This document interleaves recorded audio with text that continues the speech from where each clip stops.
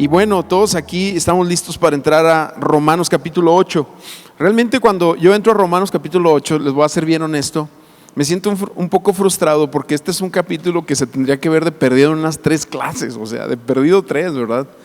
Pero por el tema de también no extendernos tanto, me estoy resumiendo a darlo en una clase, en los 34 minutos, 14, 13, 12, 11, ahí está el reloj, ¿verdad? Que tengo enfrente de mí.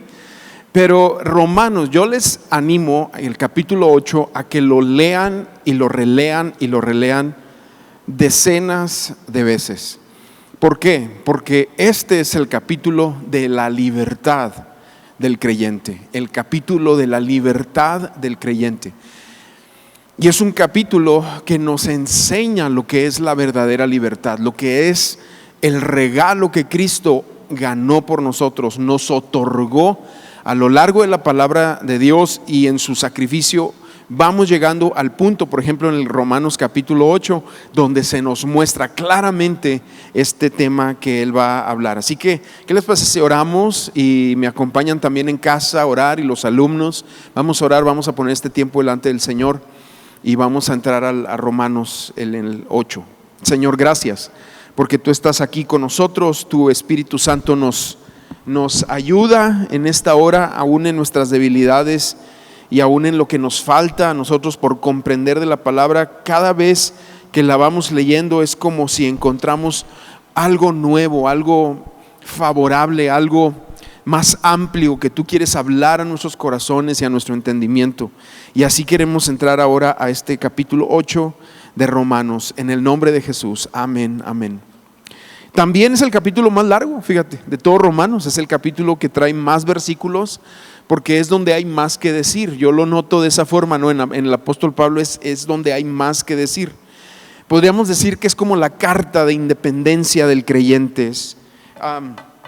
Y nos habla de la libertad que nosotros tenemos en el Espíritu. Pero vamos a resumir esta carta a 4 libertades que nos da el Espíritu Santo, a 4 puntos en cuanto a la libertad que hay. Cabe también mencionar que el Espíritu Santo es mencionado 19 veces solamente en el capítulo 8, 19 veces en este capítulo. Y vamos a empezar leyendo el versículo 1, pero antes voy a leer 2 de Corintios 3:17, un versículo que todos nos sabemos de memoria.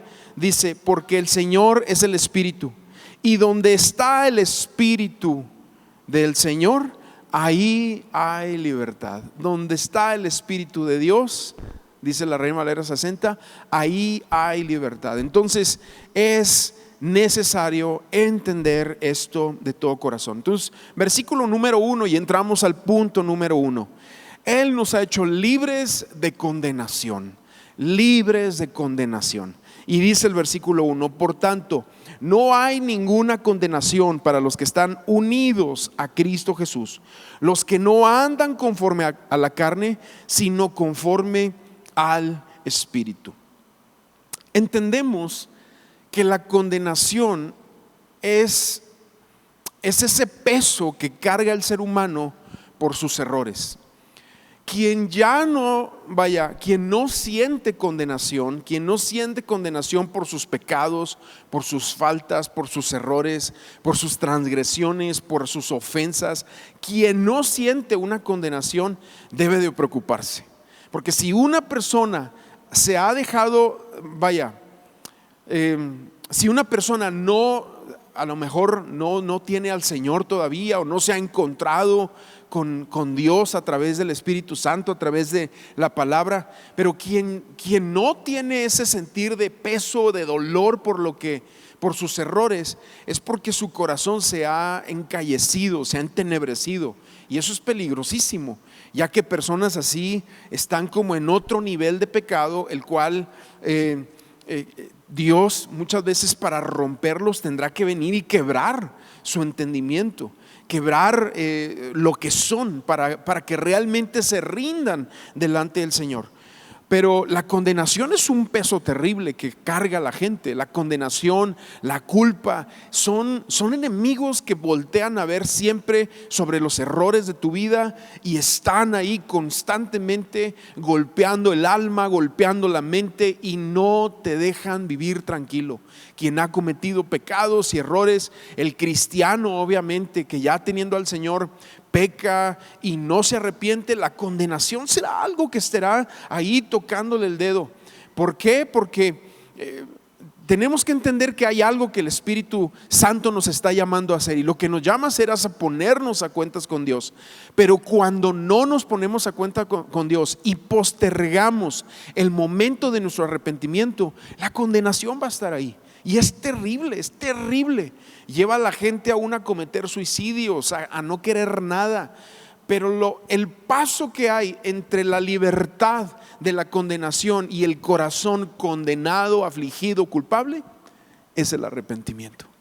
Sencillo, el arrepentimiento. Pero como somos orgullosos, como tenemos un ego del tamaño del cielo, a veces batallamos para simple y sencillamente venir delante de Dios y pedir perdón, o pedir perdón a las personas que hemos ofendido, para despojarnos de esa terrible angustia que genera la condenación.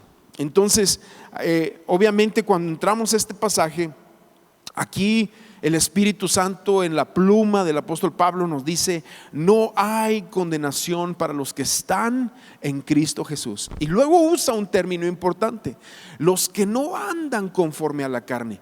Porque el creyente que anda en la carne siempre vivirá a las fronteras de la condenación.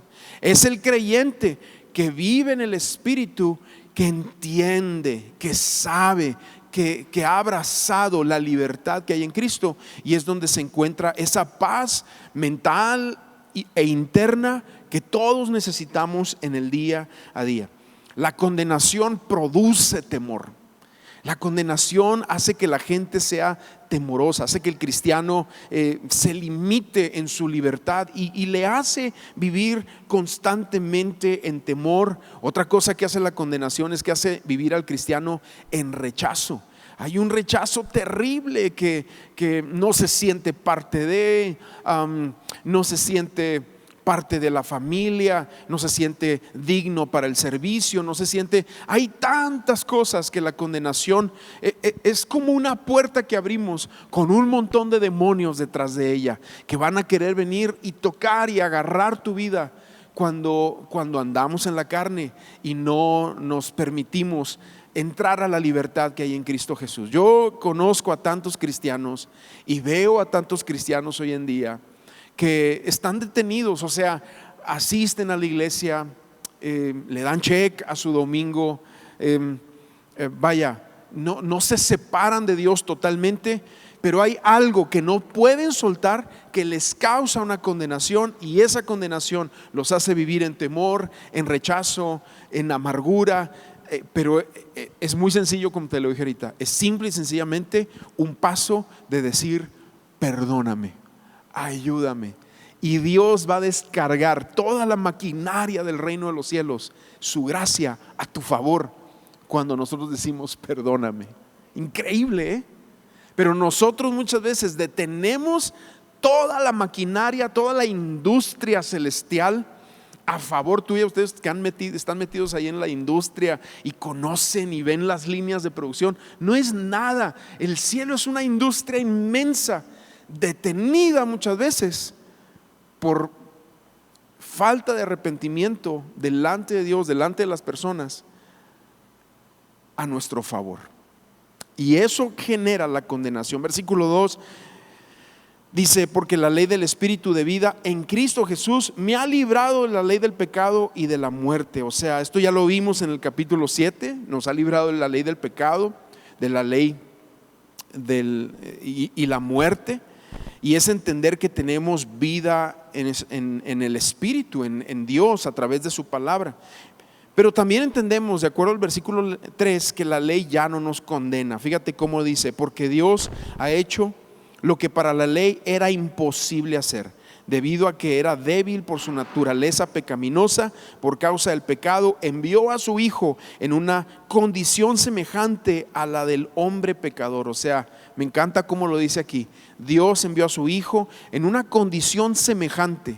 O sea, tú veías a Jesús y era una persona con un cuerpo, pero su condición semejante, totalmente diferente a nosotros, por cuando fue engendrado por el Espíritu Santo. Y dice, y de esa manera condenó al pecado en la carne. Dios condenó al pecado en la carne por medio del sacrificio de Cristo. Y es lo que leíamos ahorita cuando estábamos orando. Todos y cada uno de nosotros en nuestra memoria tiene una lista de todos los errores y todos los pecados que hemos cometido. Yo no sé si te pasa, pero a mí me pasa. Abrí un poquito el corazón. De repente, como lo dice el rey David, ¿no? Ahí en uno de sus salmos dice: de los pecados de mi juventud no te acuerdes.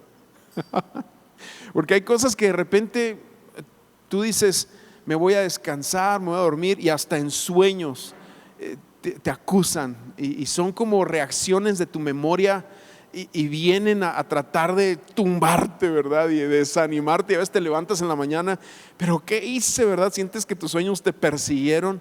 O vas bien en la vida, vas bien caminando, y de repente ¡pum!, hay flachazos de tonterías, imágenes, ofensas, cosas que te hicieron, fracasos, cosas que te han quebrado, que te han roto. Y todo eso es una realidad de cosas que constantemente están ahí. Yo no sé si te pasa eso, pero aunque pasen ese tipo de cosas, ya no nos condenan. ¿Por qué? Porque aunque sea una lista larga, que yo sé que el que menos tenga por lo menos llena una enciclopedia, ¿verdad? Por lo menos. Pero lo que acabamos de leer en Colosenses es que esa acta de decretos que el diablo quiso agarrar en contra tuya para decir: esto es lo que él hizo, esto es lo que ella hizo, y por lo tanto no es digno y no es digna. Jesús en su sangre, ¿qué hizo? La se clavó, es lo que el ejemplo que nos pone Pablo, y en el derramamiento de su sangre cubrió las letras de acusación en contra tuya, para que ya no haya delante de Dios nada que te acuse. Aunque nosotros tengamos la memoria, aunque nosotros tengamos, vaya, de repente estos flachazos y estos sueños que a veces te recuerdan, y te levantes hasta cansado y digas: Señor, perdóname, quiero decirte que legalmente ya ha sido cubierta con la sangre de Cristo todo ese pecaderío. No, pues yo creo que les debería dar un poquito más de gozo, ¿verdad? Pero esa es la realidad de las cosas. Y eso es lo que vamos leyendo aquí. Versículo 4 dice: para que la justicia de la ley se cumpliera en nosotros, que no seguimos los pasos de nuestra carne, sino los del Espíritu. Ahora, Pablo lo que está hablando aquí, al entrar a este tema de la carne y el Espíritu, es la importancia de caminar en la palabra de Dios. Es la importancia de que nosotros seamos personas que inviertan en lo espiritual. Tú inviertes en lo que amas. Donde está tu tesoro, ahí está tu corazón. Lo que te agrada y lo que te interesa, ahí es donde tú le metes tu empeño.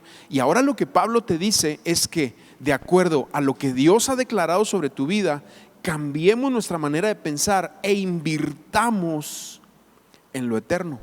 Porque al invertir en lo eterno y en las cosas del Espíritu, vamos a cosechar cosas espirituales que nos van a ayudar en nuestro caminar espiritual. Por eso cristianos que se entregan al Señor empiezan a caminar, pero no rompen con vicios en sus vidas, con hábitos en sus vidas. Cristianos que no deshacen, que no pulverizan en sus vidas flujos de idolatría, recuerdos, agendas, cosas. Esas cositas no te permiten caminar en el Espíritu, te mantienen en una conexión con la carne, y nunca terminan siendo cristianos realmente que exploten ese potencial que Dios les ha dado. Porque para que se explote ese potencial va a ser necesario invertir tu vida, vertir tu corazón, tu mente, dedicarle el tiempo a las cosas del Espíritu. Y eso es lo que Pablo nos empieza a hablar aquí. Entonces el versículo 5, y entramos al punto número 2, Ya vimos que somos libres de condenación. Número 2, somos libres de derrota. No, ya no eres un derrotado. La gente de este mundo aplaude las victorias y los éxitos de este mundo, pero la Biblia nos hace una radiografía tal y como somos, para hacernos ver que espiritualmente somos unos derrotados, unos fracasados, cuando esto no lo entendemos, aunque en esta vida lo tengamos todo y tengamos el aplauso de la gente. Entonces aquí dice versículo 5, porque los que siguen los pasos de la carne fijan su atención. La Reina Valera 60 me gusta cómo lo dice: piensan. Fíjate cómo lo dice, vamos a leerlo de nuevo con atención. Dice: los que siguen los pasos de la carne piensan en las cosas de la carne, o fijan su atención en las cosas de la carne.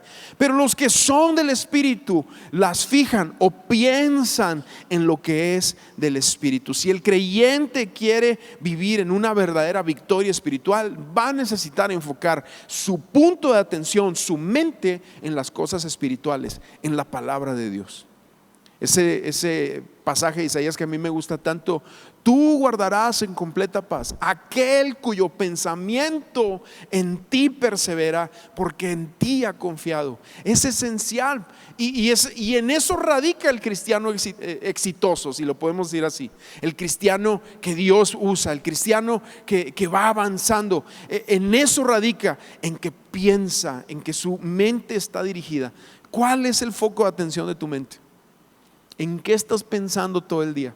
Yo sé que andamos en la chamba y para arriba y para abajo y traer la provisión, y te afanas por esto y por aquello, pero la mente se entrena, y cuando tú dedicas tiempo y piensas en las cosas de Dios, de repente tú vas viendo cómo la palabra de Dios va rompiendo barreras en tu vida que antes no podías romper, antes no podías sobrepasar, porque es importantísimo esto que está hablando Pablo aquí. Este versículo 5 nos habla de esa confrontación que hay entre la carne y el espíritu. ¿Y cómo es que vence, o quién vence en eso? En donde esté la mente, en donde estén los ojos, en donde esté fija tu mirada. Eso es lo que va a vencer.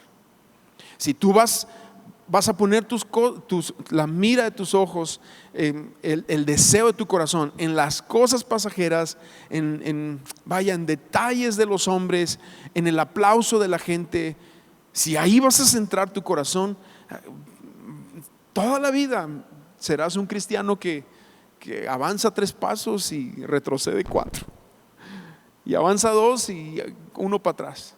Pero cuando hemos puesto fija nuestra mirada en el Señor, las cosas cambian. Entonces, versículo 6, podríamos detenernos más, pero bueno, vamos avanzando. Porque el ocuparse de la carne, ahí está, es muerte.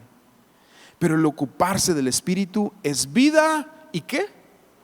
Paz. El ocuparte de la carne, de los deseos de tu carne, de los impulsos de tu carne, de las reacciones de tu carne, porque la carne es voluntariosa. Dice Jesús en uno de los pasajes: la carne es débil, el espíritu está dispuesto, pero la carne es débil. En otra ocasión le habla a sus discípulos cuando los deja orando, les dice: oren para que no entren en tentación, porque el espíritu está dispuesto, pero la carne es débil. O sea, están hablando toda esa temática, y esto es lo que Pablo nos dice aquí: el ocuparse de la carne, el invertirle a la carne, es muerte, no deja nada. Pero aquí dice: el ocuparse del Espíritu es vida, y no nada más, sino que nos deja un fruto real, verdadero, que al momento podemos cosechar. El día de hoy podemos cosechar paz, que tanto anhela la gente, pero no lo tiene, ¿verdad? Paz. Porque tú dirás: vida, bueno, pues yo ya estoy vivo. O hablas de vida eterna, bueno, sabemos que vivimos nuestra vida eterna ahorita, pero la realidad de una vida eterna más adelante también vendrá. Pero paz es la evidencia. Paz es la evidencia de que estamos caminando en las cosas espirituales. Qué bonito es tener paz, ¿verdad? Oh, qué horrible es cuando no tienes paz. Y la paz es eso. Dice la palabra también en otro de los pasajes, dice que guardes la unidad del Espíritu en el vínculo de la paz. Hay una unidad entre nosotros, pero también hay una unidad mía con el Señor que tengo que guardar en ese vínculo de la paz. Que nadie te robe tu paz. Cuando nos roban la paz, sale la bestia que está en ti y en mí, ¿verdad? Pero aquí nos habla, y aquí vemos en este versículo 6 una confrontación entre la vida y la muerte que radica ahí en esta batalla. Versículo 7, las intenciones de la carne llevan a la enemistad contra Dios, porque no se sujetan a la ley de Dios, ni tampoco pueden. Fíjate bien, cuando tú piensas en algo, te ocupas en lo que estás pensando. Cuando tú te levantas en la mañana, tengo que limpiar el patio, tengo que limpiar, y se te pasa un día, tengo que limpiar el patio y se te pasa otro día. Llega un día donde la condenación del patio así asqueroso te gana y dices tú, este es el día, y haces lo que tienes que hacer, porque lo traes ahí. Cuando tú traes algo, te ocupas de eso, ¿sí? Y eso es lo que nos habla aquí. Pero aquí también lo que está diciendo y lo que está hablando, dice, las intenciones de la carne llevan a la enemistad contra Dios porque no se sujetan a la ley de Dios, ni tampoco pueden. Es que ahora entendemos que en esta confrontación, en esta guerra de no sujetarnos a Dios, no hay paz. Y mientras vamos invirtiendo en las cosas de la carne, más difícil se hace el sujetarse. Porque hay gente que dice, pero ¿por qué no puedo? ¿Pero por qué no puedo? Porque ¿en dónde estás invirtiendo tu mente? ¿Dónde estás invirtiendo tu corazón? ¿En qué es lo que te la pasas pensando? ¿A qué te lleva ese pensamiento en el que te estás ocupando? ¿A qué te está llevando? A que no puedas sujetar la carne, ¿sí? Porque hay una guerra. Santiago 4:4, él dice, ¿no saben que la amistad con el mundo es enemistad con Dios? Todo aquel que quiere hacerse amigo del mundo se declara enemigo de Dios, ¿sí? Y sabes que el cristiano lo sabe, o sea, lo sabemos porque el Espíritu nos da el testimonio. Pero la cosa es que necesitamos obedecer al Espíritu. Si no tenemos esa costumbre, se nos hace más difícil y va a ser más difícil la sujeción de la carne. Versículo 8, además, los que viven según la carne no pueden agradar a Dios. Entonces piensas, te ocupas, no puede sujetarse y ahora no puede agradar a Dios. ¿Y por qué no puedes agradar a Dios? Porque la carne no agrada a Dios. La carne no agrada a Dios. Y aquí vemos esa confrontación entre agradarnos a nosotros mismos y agradar a Dios. Bueno, sigo leyendo versículos 9 y 10. Dice, pero ustedes no viven según las intenciones de la carne, sino según el Espíritu. Y aquí me encanta porque el apóstol Pablo es un hombre de fe que siempre está declarando sobre la vida de los oyentes de sus cartas, de la iglesia en Roma y de otras cartas. Siempre les declara lo que son en Cristo. Y aquí les dice eso y también nos impacta a nosotros. Dice, ustedes no viven según las intenciones de la carne, sino según el Espíritu. Si es que el Espíritu de Dios habita en ustedes. Y si alguno no tiene el Espíritu de Cristo, no es de él. Pero si Cristo está en ustedes, el cuerpo está en verdad muerto a causa del pecado, pero el Espíritu vive a causa de la justicia. Entonces, esta es la realidad. Pablo en otro pasaje dice, el cuerpo, el interior, aunque el cuerpo se va deteriorando, el interior, el ser espiritual, esta persona que Dios ha puesto en ti con eternidad, se va renovando día a día. Sí, y nos va hablando esto aquí la escritura. Versículo 11 dice, y si el Espíritu de aquel que levantó de los muertos a Jesús vive en ustedes, el que levantó de los muertos a Cristo Jesús también dará vida a sus cuerpos mortales por medio del Espíritu que vive en ustedes. Y aquí lo que está diciendo Pablo es que esta es una obra del Espíritu, y el Espíritu Santo es aquel que viene e impulsa tu corazón y tu vida a querer hacer las cosas de Dios, las cosas espirituales. Es el Espíritu Santo que levantó a Jesús de los muertos, que está trabajando en nosotros, provocando. Imagínate el poder del Espíritu Santo, el poder de Dios para vencer la muerte y levantar a Jesús de los muertos. El poder, ese mismo poder está actuando en nosotros, no nada más en el sentido escrito y legal, sino en la realidad de que eso es la obra del Espíritu. Y tú vas viendo cómo cuando uno va invirtiendo tiempo y deseo en las cosas del Espíritu, esto se activa en tu vida, esto se activa dentro de ti. Versículo 12, seguimos leyendo, voy a leer ahí varios versículos. Dice: así que, hermanos, tenemos una deuda pendiente, pero no es la de vivir en conformidad de la carne. Porque si ustedes viven en conformidad con la carne, morirán. Pero si dan muerte a las obras de la carne por medio del Espíritu, entonces vivirán. Y me encanta aquí porque también es claro Pablo y dice: necesitan dar muerte a las obras de la carne. ¿Qué significa eso? Sacrificarlas, traerlas en un altar y decir: Señor, aquí está. Como gente cuando se arrepiente, que viene y dice: mira, aquí están todos estos contactos, y los borran. O como cuando alguien sabe y reconoce que trae algo ahí, un enemigo que es como un ancla que no le permite avanzar, y vienen y lo tiran y lo queman. Yo les he platicado de gente que en esas situaciones, una vez me acuerdo, fui con un muchacho y llenamos un tambo de 200 litros de puras mugres que tenía en su casa, y prendas y cartas y revistas y cochinero y medio. Y me acuerdo que le echó ahí petróleo y le dije: ¿estás listo para el cerillazo? Y le aventó el cerillo y empieza a llorar.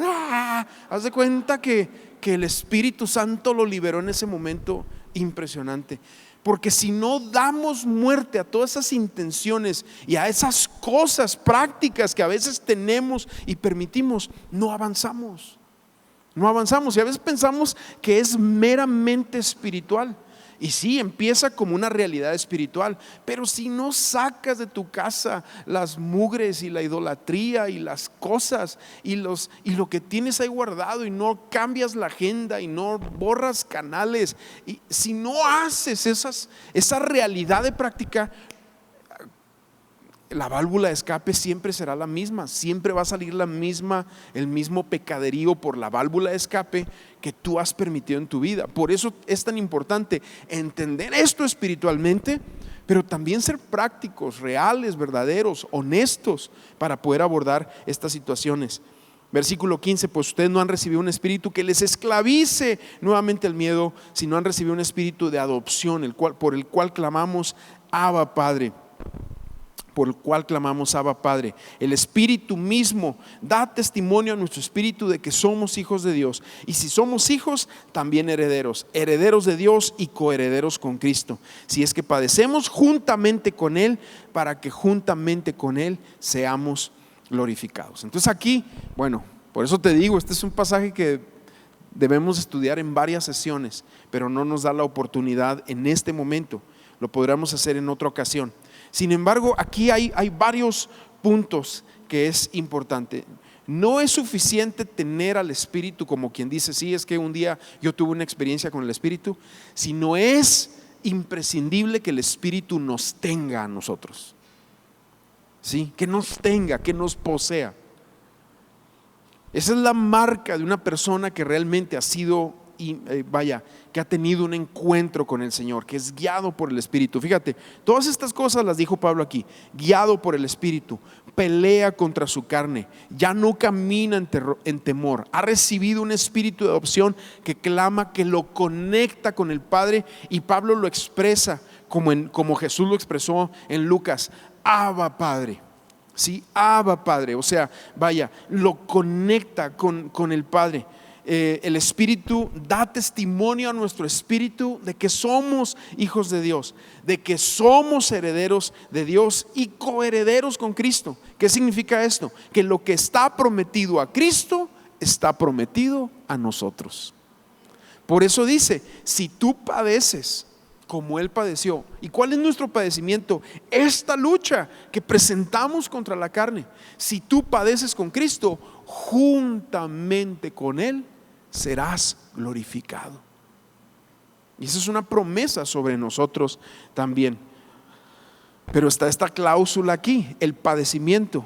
Hay otras personas que padecerán físicamente, padecerán situaciones, persecución, alguna enfermedad, algo en contra de ti, pero cuando lo brincas y te agarras del Señor, entonces y pasas el examen, ¿qué sucede? Pues serás glorificado con Cristo. Bueno, número 3, tercer libertad que tenemos en el Espíritu es libres de desánimo, libres de desánimo. Versículo 18. Obviamente en la vida van a haber aflicciones, ¿verdad? Pero aquí nos dice, fíjate, vamos a leer versículo 18. Pues no tengo dudas de que las aflicciones del tiempo presente en nada se comparan con la gloria venidera que habrá de revelarse en nosotros. O sea, Pablo está tratando de hacer una comparación. Piensa en la gloria venidera, piensa en la majestad de Dios, piensa en la belleza del reino, en la grandeza de lo que está prometido para nosotros. Piensa en todas aquellas cosas que Él nos ha otorgado. Piensa en la grandeza de su amor, de su salvación, de convivir con Él, de tener comunión con Dios. Piensa en eso contra las aflicciones presentes. Cuando nosotros ponemos nuestra mira en las aflicciones presentes, entonces ¿qué pasa?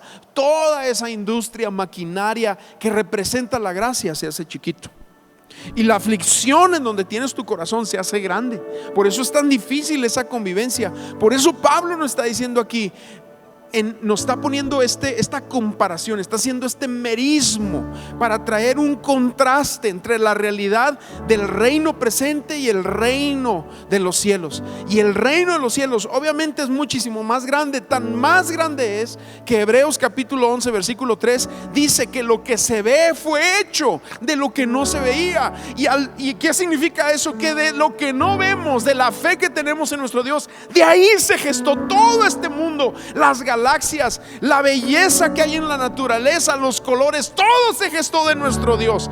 Pero si nosotros perdemos de vista eso, entonces las aflicciones y que no me alcanzó, y que está pasando esto, y que la enfermedad, y que la pandemia, esto se hace tan grande, y aquello que debe ser lo vasto se hace tan pequeño, y perdemos el enfoque. Y Pablo lo que nos está diciendo aquí es: no pierdas ese enfoque. Si tienes tu mira en las cosas de Dios, en lo eterno, en ese vasto reino, esto de aquí se pone en su lugar. Se pone en su lugar, se aquietan. Los demonios aquí se aquietan.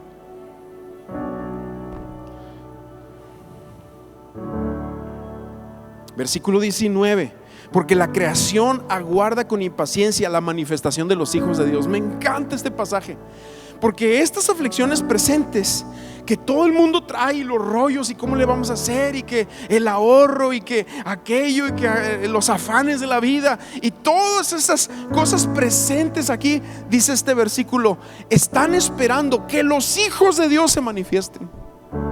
Pero cuando los hijos de Dios que están anclados en lo eterno se manifiestan, todo esto casi te aplaude. Hoy hasta que se levantó un valiente, hasta que se levantó alguien que entiende la palabra. Y yo te podría decir que las cosas se alinean al corazón de aquellos que se alinean a lo eterno.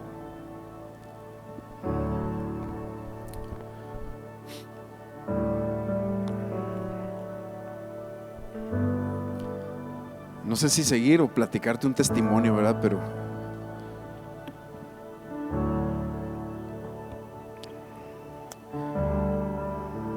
una vez a nosotros nos pasó esto. Estábamos en tantas aflicciones presentes, de esas que te levantas en la mañana y ya no tienes mente para más, ¿verdad? Y con proyectos y cosas y deseos. Y llegó un momento donde las llevé delante del Señor en el altar. Y cuando hablo del altar, no creas que en la casa tengo ahí algo, ¿verdad? No, hombre, hay una silla y la sala ahí tirado. Y le dije: Señor, ya. Y en ese entonces traíamos un proyecto de algo que queríamos hacer, comprar.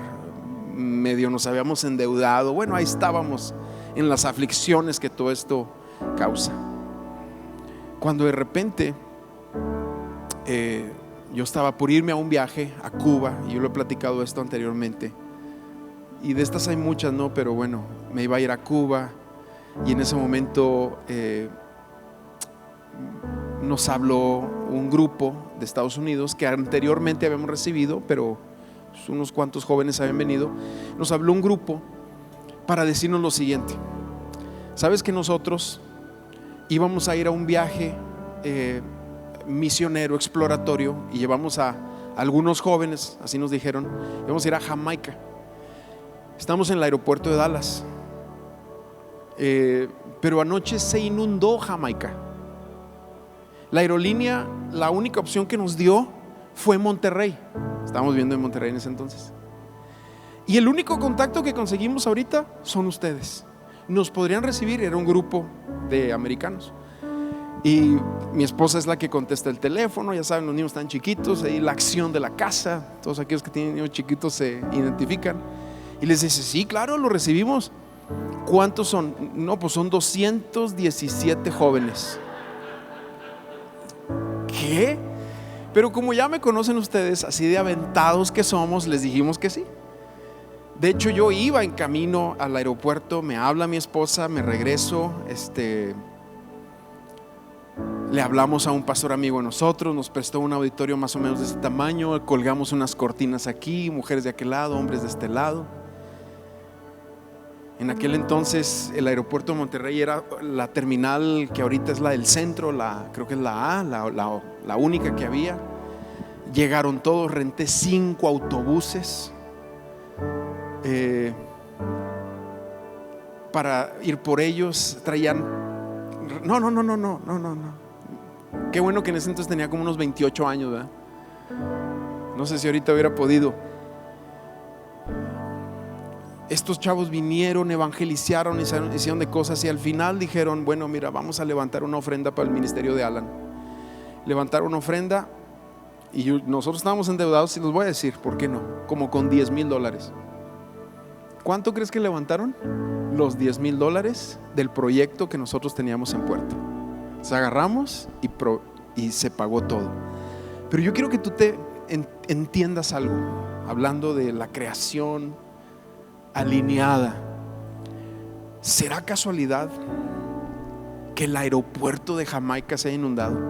Que la única opción que les diera fuera Monterrey, que el único contacto fuéramos nosotros, que pudiéramos haber hecho todo el programa. ¿Será casualidad o será Dios? Porque cuando nosotros nos alineamos con Él, a Dios no le importa. Mira, cuando sus hijos se alinean con Él, a Dios no le importa lo que Él tenga que mover. Él mueve todo lo necesario para que nosotros estemos conectados con su corazón, ¿sí? Estemos conectados con Él. Bueno, déjame leer un poquito más, porque ya se me fue el tiempo encima. Termino en 5 minutos. Dice, porque la creación fue sujetada a vanidad. Y aquí nos habla de varias cosas, varios términos para referirse a una creación que está aguardando. Fue sujeta a vanidad por su propia voluntad, no por su propia voluntad, sino porque así lo dispuso Dios. Pero todavía tiene esperanza, pues también la creación misma será liberada de la esclavitud de corrupción, para así alcanzar la libertad gloriosa de los hijos. Pues sabemos que toda la creación hasta ahora gime a una y sufre como si estuvieran dolores de parto. ¿Te fijas? Todos los adjetivos que usa para hablarnos de una creación padeciendo esta manifestación de la verdad de Dios. Pero también el versículo 23 dice, y no solo ella, sino también nosotros. Fíjate, porque pasa algo.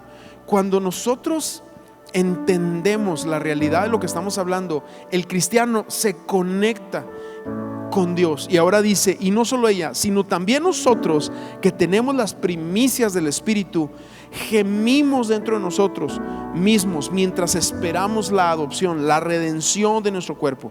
Y aquí Pablo te mete y te empieza a hablar de un lenguaje espiritual, de algo interno que sucede en el creyente en búsqueda de que Dios se manifieste, en búsqueda de que se ordenen las cosas a nuestro alrededor, en búsqueda de que nosotros nos alineemos a los deseos del Padre, a los deseos de Dios. Y esa es la realidad. También gemimos dentro de nosotros, porque con esta esperanza fuimos salvados. Versículo 24. Pero la esperanza que se ve ya no es esperanza, porque ¿quién espera lo que está viendo? Por eso la fe a veces es complicada y es difícil, porque es creer sin ver, es poner tus ojos en Dios, no es tangible hasta que se hace tangible algunas cosas, pero hay cosas que no se hacen tangibles, como es esa esperanza que tenemos en Dios. Sigo leyendo, dice: pero si lo que esperamos es algo que todavía no vemos, tenemos que esperarlo con paciencia. De igual manera, el Espíritu nos ayuda en nuestra debilidad, pues no sabemos qué nos conviene pedir, pero el mismo Espíritu intercede por nosotros con gemidos indecibles. Y es que tú tienes que recordar que el Espíritu Santo es Dios, pero Dios lo puso aquí. Y más adelante el versículo 34 va a decir que intercede por nosotros. Bueno, aquí lo acabamos de leer, ¿verdad? Ya, versículo 26, perdón. Intercede por nosotros con gemidos indecibles. Tenemos que entender que el Espíritu Santo es nuestro intercesor aquí en la tierra, o sea, alguien que nos ayuda aquí en la tierra a atravesar todo este tipo de circunstancias que a veces tenemos delante de nosotros. Hebreos 7:25 nos dice que Jesús está a la diestra de Dios intercediendo por nosotros. Eso nos habla que tenemos a un intercesor en los cielos, que es Cristo. Pero aquí en la tierra, dentro de nosotros, en nosotros, está el Espíritu Santo también intercediendo para mantener la fe, para seguir centrados en Dios. Y dice que lo hace con gemidos indecibles. O sea, este es algo que viene de aquí adentro. Ya no es una oración. Por eso aquí Pablo usa términos bien interesantes. Dice que nos ayuda en nuestra debilidad. La debilidad es: tú oras limitadamente de acuerdo al conocimiento que tienes de las cosas. Si alguien viene y te dice: oye, ora por mí porque tengo esta situación legal, tú oras, pero no tienes todo el conocimiento de esa situación legal, o de un matrimonio, o de lo que sea que estés viviendo, no tienes toda la información. Por eso nuestra oración es débil, por eso nuestra oración tiende a tener un tope de debilidad, porque no tiene todo el conocimiento. El domingo hablábamos de someternos a la omnisciencia de Dios, pero cuando estamos en Cristo y cuando tenemos al Espíritu, el Espíritu Santo, a través de ese lenguaje espiritual y de esa oración que proviene del Espíritu, ¿qué hace? Nos guía por encima del conocimiento humano hacia las cosas que solo Dios conoce. Por eso es tan importante esta conexión con el Espíritu, esta conexión que va más allá simplemente de una oración que yo puedo articular con mis palabras limitadas, con mi lenguaje limitado. Nosotros usamos creo que el español usa me puedo estar equivocando, cerca de 2,000 palabras.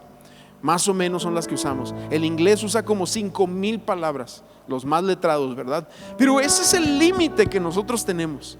Sin embargo, en el Espíritu podemos ir a más. Es lo que nos está hablando aquí. Pero tiene que ser algo que provenga del Espíritu. Versículo 27 y termino en el 28, dice: pero el que examina los corazones sabe cuál es la intención del Espíritu, porque intercede por los santos conforme a la voluntad de Dios. Ahora bien, sabemos que Dios dispone todas las cosas para el bien de los que lo aman, es decir, de los que Él ha llamado de acuerdo a sus propósitos. Bueno, vamos a ponernos de pie, vamos a terminar aquí. Esperemos que con el favor de Dios lo demás podamos verlo la siguiente ocasión.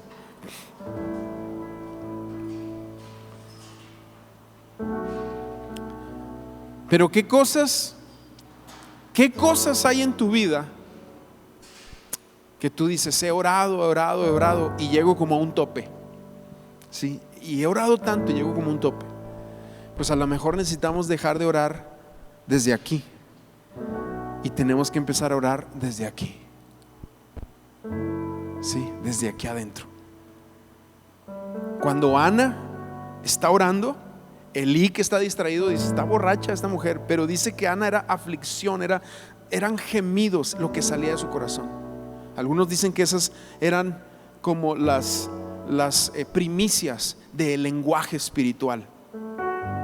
Pero en el Nuevo Testamento, a través del Espíritu Santo, tenemos ese lenguaje espiritual. Y el lenguaje espiritual, yo nada más quiero decirte algo, va más allá de un estereotipo de lenguas.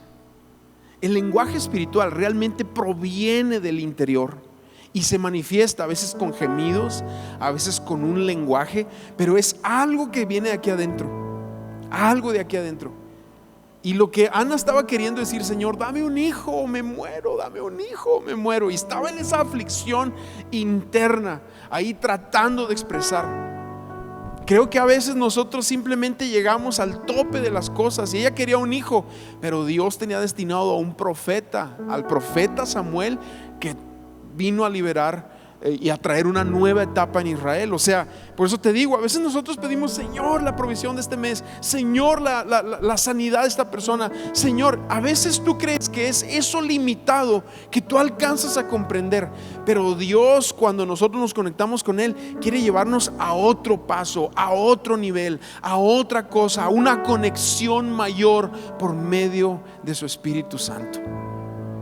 Así que ¿por qué no tomas un momentito nada más ahí y cierras tus ojos y le dices al Señor de corazón? Yo no sé cuántos lo vayan a hacer o no, pero a lo mejor tienes que hacerlo de corazón y dile: Señor, yo quiero empezar a orar diferente, yo quiero empezar a orar distinto, yo quiero que provenga esta oración del interior, del corazón, de lo que tú has transformado, del Espíritu Santo en mí. Tú dices que tú nos has dado el Espíritu Santo como las primicias, lo acabamos de leer, y el Espíritu Santo en nosotros intercede con gemidos indecibles.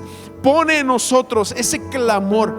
Y yo oro, Señor, que hoy se rompan las vasijas. Yo oro en el nombre de Jesús que en este momento, así como en aquel lugar se rompió el vaso de alabastro y se llenó de una fragancia diferente, así venga el poder de tu Espíritu Santo sobre nosotros, como descendió en la casa de Cornelio, como descendió en el Pentecostés, como descendió en Hechos 19, ahí en Éfeso. Ahí, Señor, se rompieron las vasijas, y entonces lo que conocían, la debilidad de la mente, fue humillado, y en ese momento vino la fragancia de lo espiritual, y cosas pasaron, cosas sucedieron, Señor.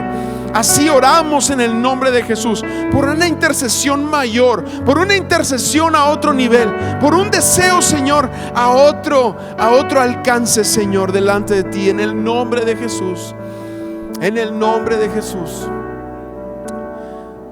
Señor, en el nombre de Jesús, rompe nuestros paradigmas, rompe lo que conocemos, rompe, Señor, los sentidos, Señor, hasta donde vemos, hasta donde percibimos, rómpelo y llévanos más allá en lo que tú nos quieres llevar, Señor. Ese es nuestro deseo, nuestra oración como iglesia. Llévanos más allá. Esta pandemia nos ha limitado mucho, Señor. Nos ha limitado a grupos de Zoom, a distancias, nos han limitado muchos, pero el Espíritu Santo nunca se ve limitado. Tu palabra, Señor, no está presa, no puede ser aprisionada, y oramos que corra el poder de tu Espíritu Santo en medio de nosotros, en el nombre de Jesús. Rompe las vasijas en este lugar, en esta hora, en el nombre de Jesús, Señor, en el nombre de Jesús. Amén, amén. Despierta en nosotros un deseo mayor, Señor, un deseo por ti, un deseo por más, un deseo por más. Allá en la casa, los que están viendo, los alumnos, un deseo por más, Señor, en el nombre de Jesús. Que no nos limitemos con lo que conocemos, con lo que sabemos, hasta dónde hemos llegado el día de hoy. En el nombre de Jesús, Padre. Amén, amén, amén. Iglesia, yo les invito a que ustedes sigan clamando,